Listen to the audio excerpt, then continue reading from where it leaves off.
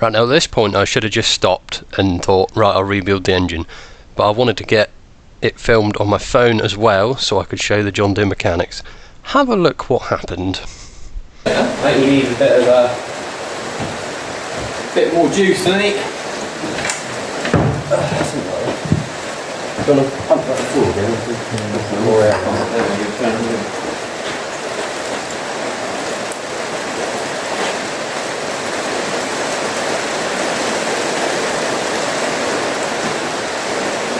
Yeah, I reckon big end, one of the big end bearing. If I was to guesstimate it, it'd be difficult to tell, wouldn't it? But that's what I would say would be number one.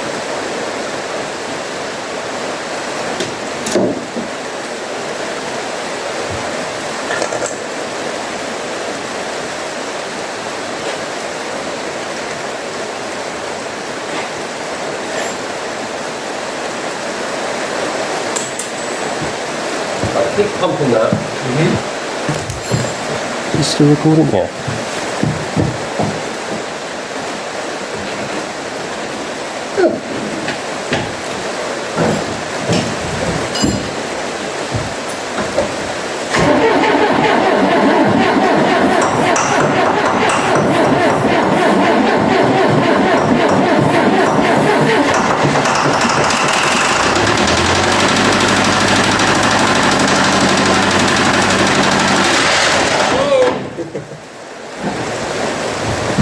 Yeah.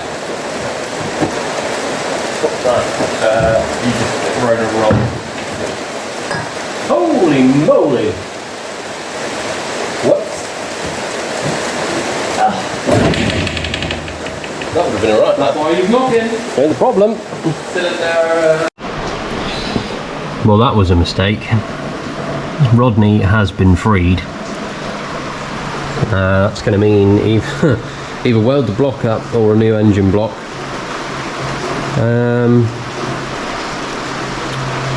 Yeah, quite disappointing that, really. But I haven't taken the sump off yet. It may have been that the balancer shafts were knackered anyway, and that we would have needed a new block. Anyway, so what I'm going to do is drop the oil out, and then have a go at taking the sump down just to assess the damage, and then yeah, just bring up some breakers yards, see what they got, see whether they've got any blocks or anything for these. I was told that you can get non-stressed blocks from generators a bit easier than just normal tractor blocks. But I'm just debating whether it's worth putting one of those in, because obviously it's not going to have a loader in, it's only two-wheel drive, and it'll have the chassis rails in anyway, so it's not going to be under huge amounts of stress. But yeah, we'll see what happens. We'll give them a ring and find out. I'll probably ring Nick Young Tractor Parts, because that's who I spoke to before and that's what they've suggested. So yeah, we'll get the sump off and see what the damage is underneath.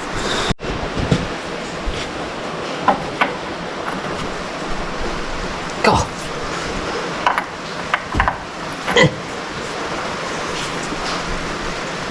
Wait a minute. No, that's the wrong way. That way. Wouldn't have mattered if we'd have stripped the threads, because it's blown a hole in the bottom of the block as well, or bottom of the sump.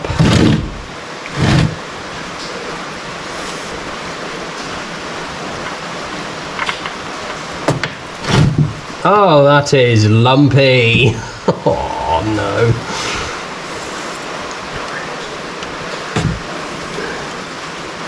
Two big clunks when it first went in. Nice. Got that drain.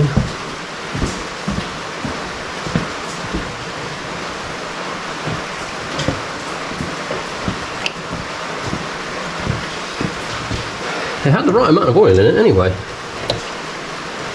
but now it's just got the wrong amount of connecting rods in it and too many holes in the engine. Let that drain and see what we can do about getting this sump off.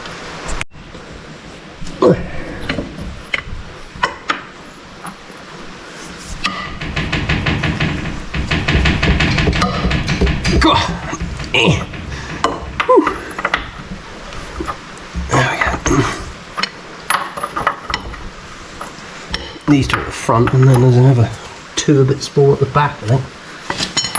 Are they 24s? No, 22s. Yeah, 22s.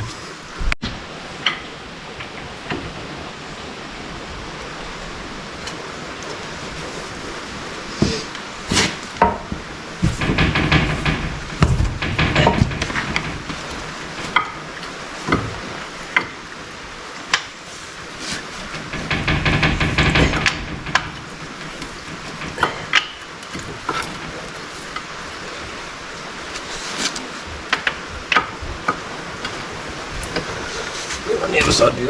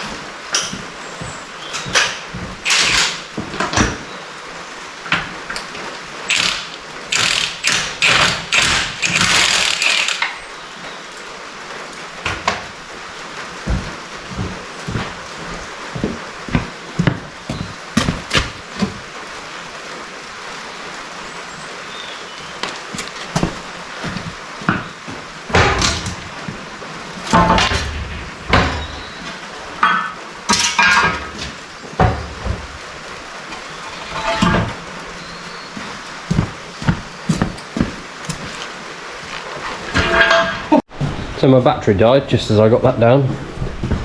But as you can see, my big end has ended up in a bucket. I have no idea what would have happened. Just bits of everything really. I'll get a torch a minute. Let's have a look in under here then. I think we would have had to change the block anyway, because it looks like that balancer shaft. Oh, you can't see anything because you've got bloody oil all over your face.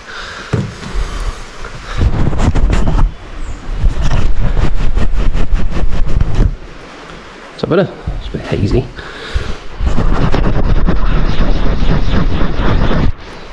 There. Anyway, that's what the underside of there looks like.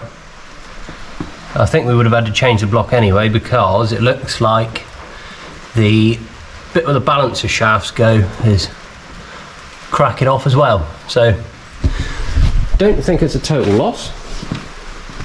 It's fairly spectacular though. But yeah, let's sump off and I'll have a deeper look and see what's in there. Good news, found another engine for the 2140. This is engine. So my GoPro's died on me. But what I was saying was I've found an engine for the 2140. So if you remember, it shoved a hole in the block. This is an engine off a 2850. It's a complete bottom end at the minute, so it's got no head on it. And it come with a flywheel, which I was surprised at, really. Apparently this has bottom end issues as well, I think. I can't remember what he said, but I think it could just be regrind the crank and job will be done. But all the pistons are still in it and it spins freely. But what I'll try and do now is possibly get it on the engine stand and start taking things apart, I think. Find out what the problem is. But yeah, let's hope for the 2140 yet.